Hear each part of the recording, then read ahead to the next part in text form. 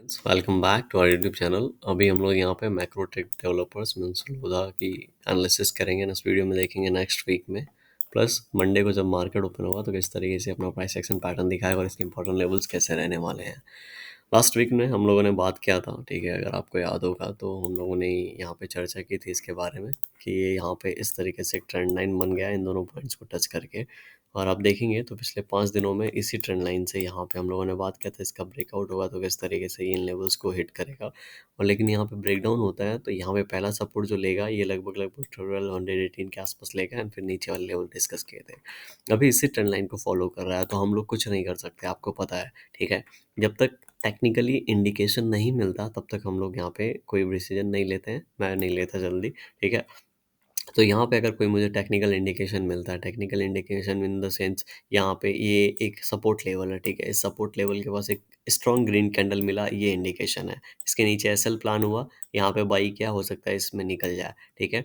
अब यहाँ पे अगेन इसी लेवल के आसपास आ रहा है, मतलब जो बायर्स हैं, ठीक है, जो सेलर्स हैं अगेन इसी लेवल पे इसको लेके आ जा रहे हैं और बायर्स इस लेवल से ऊपर क्यों लेके जाने की कोशिश कर रहे हैं।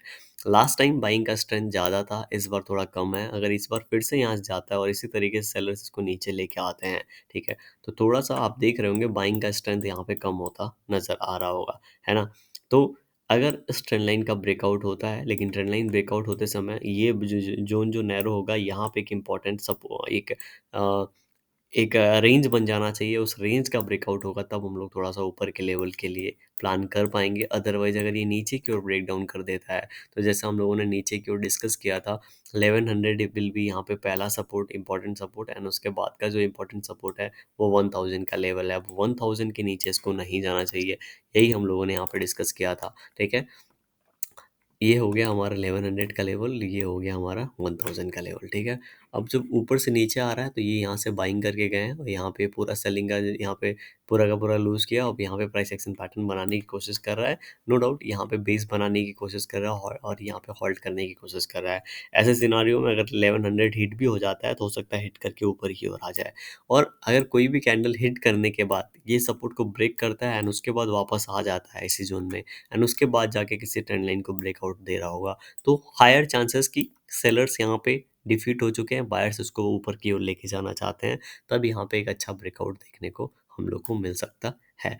एंड उस सिनारियो में हो सकता है ये इस तरीके से ऊपर की ओर जाए और यहाँ पे एक रेंज बनाए, ठीक है, क्योंकि ऑलरेडी बहुत ही अच्छा यहाँ पे इसने रैली किया तो यहाँ पे एक रेंज बनाए एंड जब इसका सारा फंडामेंटल सही हो जाएगा एक अच्छे रैली के लिए तो हो सकता है इसी समय टाइम सही होगा तो ये ऊपर क्यों निकल जाएगा, अदरवाइज यहाँ पे रेंज बनाएगा और जब सही होगा तब इसके ऊपर या नीचे निकलेगा, ठीक है।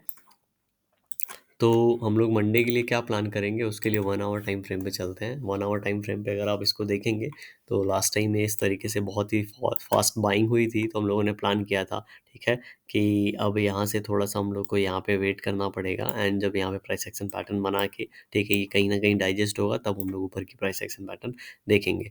लेकिन अब ये नीचे की ओर वन वे डायरेक्शनल मोमेंटम लगभग लगभग किया है, इस तरीके का नहीं है लेकिन कहीं ना कहीं इस तरीके से वन वे डायरेक्शनल मोमेंटम है। तो नीचे जो भी ब्रेकआउट या ब्रेकडाउन लेवल होगा अगर यहाँ पे देखेंगे तो 1170 का एक लेवल है, 1170 से लेके 72 का, जो कि यहाँ पे इस 1 आवर टाइम फ्रेम का ब्रेकआउट लेवल है, ठीक है।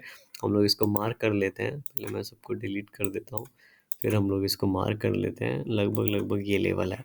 अब अगर ये शेयर ऊपर से नीचे आता है, ठीक है, तो मंडे के दिन 1170 जैसे ही हिट करेगा, 1170 से 2-4 रुपये ऊपर नीचे कर सकते हैं, ठीक है, फिर यहाँ से एक बाउंस बैक मिलने की प्रोबेबिलिटी हाई है। क्यों? क्योंकि इस तरीके से डायरेक्शन मोमेंटम नहीं होता है, कोई भी शेयर इस तरीके से फॉल नहीं होता है, प्राइस एक्शन पैटर्न बना के होता है, सिंपल थिंग, ठीक है।